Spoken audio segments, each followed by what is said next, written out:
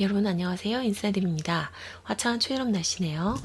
제가 다른 영상에서 내면의 비평과 자기 공격성에 대해서 종종 말씀을 드린 적이 있죠.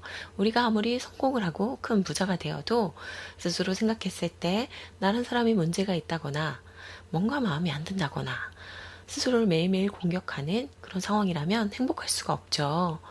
그리고 반대로 정말 숲속 작은 집 오두막에서라도 자급자족하며 살면서 나는 다른 사람이 참 괜찮은 것 같아. 내가 나를 생각하면 좀 존경스럽기까지 해. 이런 느낌이 든다면 내가 무엇을 가졌건 그렇지 않았던 간에 조금 더 행복하고 만족스러운 삶을 살 수 있을 거예요.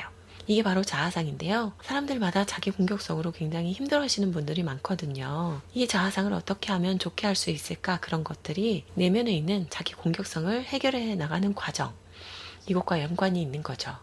그래서 내가 나를 떠올렸을 때 나는 이게 부족해. 이건 절대로 나를 용서할 수 없어. 이렇게 내가 특정 부분에 대해서 나를 싫어하거나 용서할 수 없다. 수용할 수 없다. 이렇게 갈 수도 있지만 심하신 분들은 너는 존재 자체가 문제야. 태어나지 말았어야 돼. 빨리 죽어라. 정말 자기 공격성이 심하신 분들이 많아요. 그런 분들이 심리 상담을 하고 나서 내가 나를 그렇게 미워하고 공격했다는 걸 깨닫고 나면 정말 놀라게 되는 거죠. 제가 최면을 배우면서 이렇게 나를 가해하는 자기 공격성의 가해자를 최면을 통해 찾으면 사람들이 이 고통에서 벗어나는데 크게 도울 수 있겠구나. 그런 생각을 한 적이 있어요.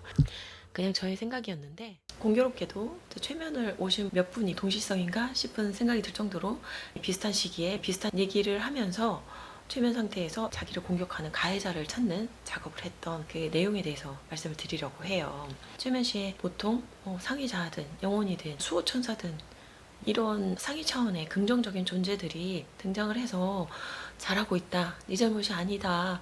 내가 너를 지지하고 있다. 뭐 이런 긍정적인 메시지를 전달을 한단 말이에요. 그러면 그것을 어떤 사람은 받아들이면서 눈물을 흘리고 그 따뜻함, 이완감으로 좋은 감정 상태를 맞이한단 말이에요. 그러면 다른 일상생활에서 힘든 순간에 또 꺼내볼 수 있게 앵커링을 시켜드리기도 하거든요. 그런데 상위 차원의 존재가 너는 너무 잘하고 있고 이미 너는 사랑 자체야. 뭐 이런 사랑과 치유의 얘기를 해줄 때 웃기고 있네 라든가 아니야 너는 그런 존재가 아니고 그런 대우를 받을 가치가 없어 라든가 최면 중에 봤던 어떤 고통스러운 장면에서 내가 나를 비웃고 공격하고 그래 너는 그래도 싸 뭐 이런 어떤 파트가 등장을 해서 자기를 공격하는 그런 관점이 드러나는 거예요.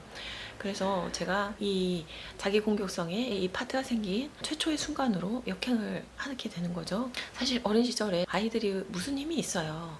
능력도 없는데 내가 부모님의 이혼을 막지 못했어라든가 내가 했어야 되는데 그걸 못해서 뭐 우리 엄마가 힘들었어라든가 이런 여러 가지 내 탓을 하면서 자책감 이런 거를 뒤집어 씌웠던 그런 장면들이 나오는 거죠.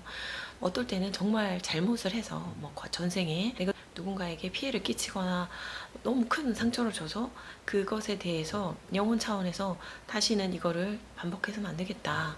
그런 계획이 있는 것처럼 그것을 붙잡고 정말 몇 생을 거듭하면서 자기를 공격하고 나를 낮추고 정말 나는 받을 가치가 없어. 그런 관점으로 삶을 사셨던 분들도 있고 이거는 다른 관점으로 보니 이거는 내가 착각한 거였네. 나에게는 그런 책임도 그런 능력도 없던 때였네 하고 그냥 벗어나시는 분들도 있고 그래요. 최면에서 무의식 정화를 할 때는 두 가지 방식이 있어요. 감정을 느껴줘야 되는 때도 있지만 감정을 느끼지 않고 그냥 관점만 딱 자각을 했을 때 거기서 벗어나는 경우가 있거든요.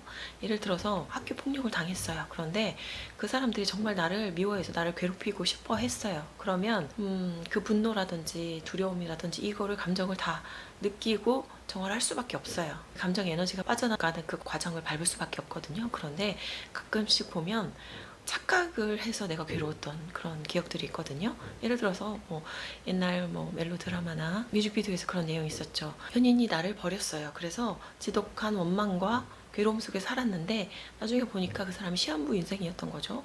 뭐 이런 식으로 우리는 우리 앞에 펼쳐진 내가 알고 있는 사실이 100% 진실이라고 믿을 수는 없거든요. 이건 저의 전생에서 반전 드라마인데 다른 영상에서 잠깐 언급한 적이 있는데, 제가 마녀로 몰려서 죽임 당했던 그 생에서 나를 죽여라 죽여라 외치는 사람 중에 저와 가까운 사람이 있었거든요. 그 사람에 대한 배신감이 저한테는 굉장히 정말 큰 고통이었단 말이에요. 그래서 두려움이나 이런 걸 정하고 나서 분노에 대해서 정을 할 때 그 사람에게 네가 어떻게 나한테 그럴 수 있어, 그런 마음을 느끼면서 이 배신자야, 뭐 널 가만히 두지 않겠어 하면서 분노를 이제 정화를 하고 있는데, 갑자기 너도 나랑 우리 아이가 죽어가는 걸 보고만 있었잖아, 딱 그 메시지가 들리는 거예요. 그 순간에 제가 바로 알고 지은 죄 모르고 지은 죄 다 죄송합니다 이러면서 용서를 비는 걸로 바로 마음이 바뀌더라고요. 최면을 통해서든 몰랐던 거를 알게 되는 순간에 그냥 나의 괴로움이 소멸이 되는 경우도 있어요.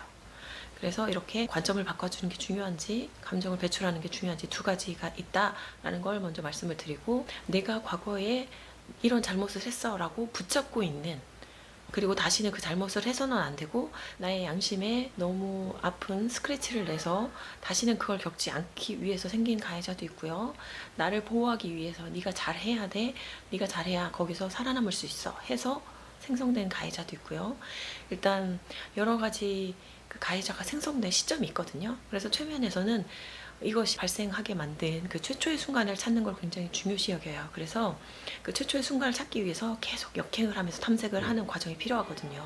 근데 아까 말씀드렸던 너무 안타까웠던 그 내남자의 경우는 과거에 전생에 자기가 누군가한테 큰 피해를 끼쳤고, 그래서 그 이후의 생에 계속 내가 나를 가해를 하는데, 어떤 정도였냐면 5살 때 어떤 강가에 버림을 받았어요, 부모로부터. 그러면 우리가 생각했을 때 어린아이가 강가에 버림을 받았다는 것 자체가 얼마나 가슴이 아프고 정말 두려울 만한 상황이겠어요. 근데 거기에서 영혼과의 대화를 시도를 하는데, 다 뭐 너가 이렇게 죽었으니 나는 이제 쉬러 가면 되겠다, 개운해, 막 이런 식으로 막 자기를 공격을 하는 거예요. 그래서 그 왜 자신을 그렇게 미워하고 자기를 공격하는지에 대해서 이제 원인을 탐색해서 그 전생으로 가서 그 사건을 바라보고 죄책감을 느끼고 뉘우치고 용서를 구하고 그 과정을 밟고 나니까, 나중에 그 내가 해를 끼쳤던 사람이 사실은 항상 빛이 돼서 내 주변을 맴돌면서 이제 너를 그만 괴롭혀, 그 죄책감에서 벗어나 밝게 살아, 그런 메시지를 전해주고 싶어 했다는 걸 이제 찾게 된 거죠. 그러면서 되게 마음이 편해졌다고 문자를 보내주신 분도 있었어요. 이렇게 내가 나를 미워하는 마음에서 벗어나는 게 저는 상담에 있어서 정말 큰 목표로 잡고 있거든요.